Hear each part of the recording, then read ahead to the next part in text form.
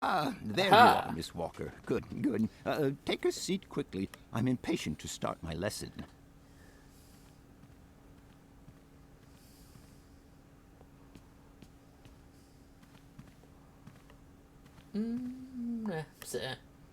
I'll put the thing My through. young friends, a very exciting discovery, unimaginable up until only a few hours ago, has come into my hands and has finally allowed me to complete my study on the mysterious Yukol people.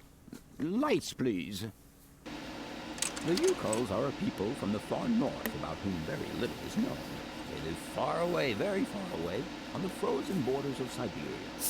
This distance and the climatic conditions of the region, which are unfavorable to human existence, have limited the size of the Yukol population and kept it out of reach of the scientific world. The handful of slides that follow are actually the only documentation we have in our possession. It was a Russian explorer who made these drawings and took these photographs 100 or so years ago. Today, we owe what we know about the Yukol people and their culture to him. We know that the origins of the Yukols date back to the last ice age. Curiously, evidence of their presence has been found in Western Europe, and more precisely in the prehistoric caves at the heart of the Alps. This people, it seems, undertook a long migration over centuries towards the far north of the globe. The reasons for this migration are due to the importance of the mammoth in their craft, trade, and culture. They used them for transportation and as beasts of burden. The mammoth brought them meat, skins, fat, and ivory. Man and animal lived in symbiosis. There's no doubt about it. Mammoths started to drift away from the region due to changing climatic conditions, and the Yukols followed them to the north, to the edges of Syberia.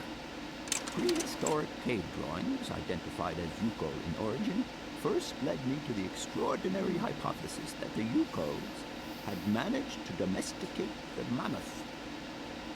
They are, to the best of our knowledge, the only prehistoric people to represent a man riding a mammoth. Today, because of this genuine mammoth skin effigy, identified by myself as an authentic Neolithic object, I can confirm this hypothesis. Yukol forebears managed to tame mammoths. Prehistoric man uses little imagination. He draws what he sees and represents scenes from real life. This familiar day-to-day object is actually a children's toy. As we have seen, Yukol existence was inextricably linked to that of the mammoth. They used its skin for clothing and to make the roofs and walls of their houses. They used the tusks to build the frameworks of their homes, as well as weapons, tools, and jewelry. Curiously, the disappearance of the mammoth 12,000 years ago had no immediate effect on the Yukol's way of life. It seemed that for a long time after, the people maintained their strong bond with the mammoth through the centuries. As incredible as it may seem, the Yukol people have continued right up until the start of this century to feed themselves on mammoth meat and to use the skin for clothing and shelter. Their ivory craftwork industry is still flourishing. It would appear that to preserve ancestral customs, the Yukols learned how to exploit through the centuries the large number of frozen mammoth carcasses that were perfectly preserved in the ice of the Siberian tundra. They have been able to live mainly off this enormous freezer stock for almost 30 centuries. As plausible as this explanation may seem, it seems it is not enough for the scientific community who, I will confess, is greatly perplexed by the question. In the absence of acceptable scientific evidence, we have to make do with Yukol shaman artifacts.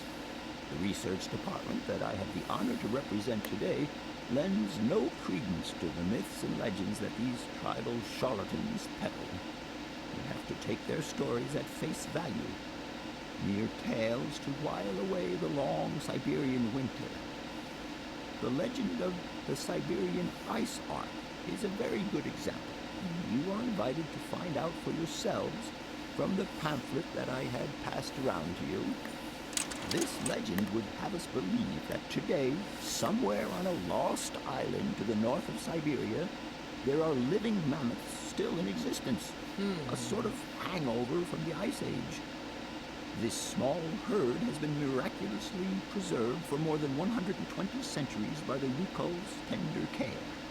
And the island on which the pachyderms are said to live is called Syberia.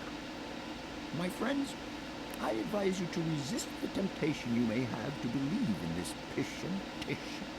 The island of Siberia is not charted on any map, and the idea that mammoths have survived to the 21st century is an idle scientist's pipe dream. The Yukols were sadly among the first victims of the colonization of continental Siberia led by the Russians in the 20th century. The Kolkhoz and Sovkhoz systems, as well as the exploitation, disdain, and humiliation people had to suffer, marked a definitive break in the Yukol's traditional lifestyle. And since the collapse of the communist regime, the Yukol population finds itself confronted with the same political and social upheavals that other Siberian communities are experiencing. There are two consequences to arise from this. Some Yukols have lost their tribal identity and have integrated into the Russian population. Others, however, have sought long and hard to re-establish links with their ancestral culture that was lost under the Soviet regime. Now, at the start of the 21st century, the last true surviving Yukols have gone to live on the vast territories of their ancestors. Nobody knows today where they live or how they survived. Their very existence would be a matter for speculation if they did not turn up periodically at the tundra's most isolated fur trading posts to exchange mammoth tusks for essential items. There ends my lecture for today. Thank you for being among us today, Miss Walker. Please make your way to the laboratory where you will find your mammoth doll. There are also photocopies of my lectures should you so require them. Interesting.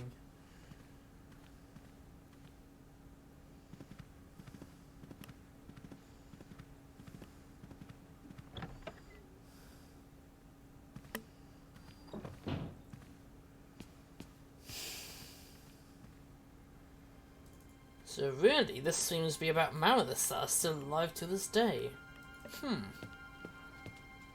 That would be a hell of a discovery. No point. Oh, they just went through there. Boulder Dash.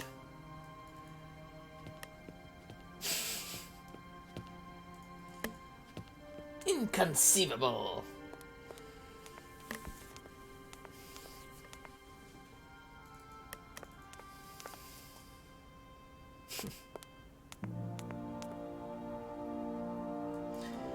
Though my dad was never into video games, I think he'd be interested in hearing about this sort of game, just because he was a big fan of elephants.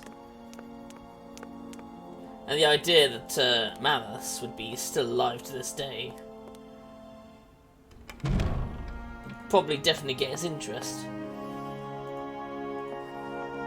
Professor, it's me. I've come to pick up the mammoth doll. The doll is waiting for you Oh, fuck's sake. there, Miss Walker. Please take good care of it. Don't worry. I'm beginning to get quite attached to it myself. Can I trouble you just a little longer? With pleasure, Kate. I'm all ears. Arriving in Barrackstadt. You mean... Oh, I'll leave you in... Sorry? No. There it is.